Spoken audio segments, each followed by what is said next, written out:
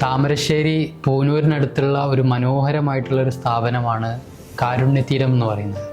ഒരുപാട് ഭിന്നശേഷിക്കാർക്ക് വേണ്ടി തുടങ്ങിയിട്ടുള്ള മനോഹരമായിട്ടുള്ളൊരു സ്ഥാപനമാണ്. ഈ സ്ഥാപനം തുടങ്ങാനുണ്ടായ കാരണം എന്താണ്? കാരുണ്യതീരം എന്ന് പറയുന്ന ഒരു സ്ഥാപനം നമ്മൾ 16 വർഷം മുമ്പാണ് കാരുണ്യതീരം സ്റ്റാർട്ട് ചെയ്തിട്ടുള്ളത്.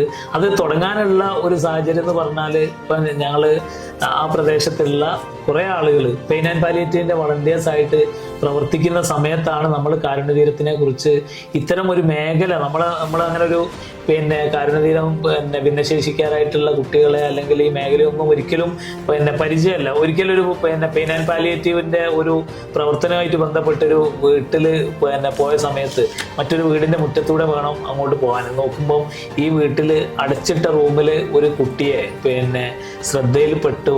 അത് നമ്മളിൽ നിന്നുണ്ടാക്കിയ ഒരു ഞെട്ടൽ, അതല്ലെങ്കിൽ ഇത്തരം ഒരുപാട് മക്കൾ നമ്മുടെ പ്രദേശത്ത് ഉണ്ടാവുക എന്നുള്ള ഒരു ചിന്തയാണ് സത്യത്തിൽ ഇത്തരം ഒരു സ്ഥാപനം തുടങ്ങാൻ വേണ്ടിയുള്ള ഒരു പ്രേരണ ഉണ്ടായിരുന്നത്.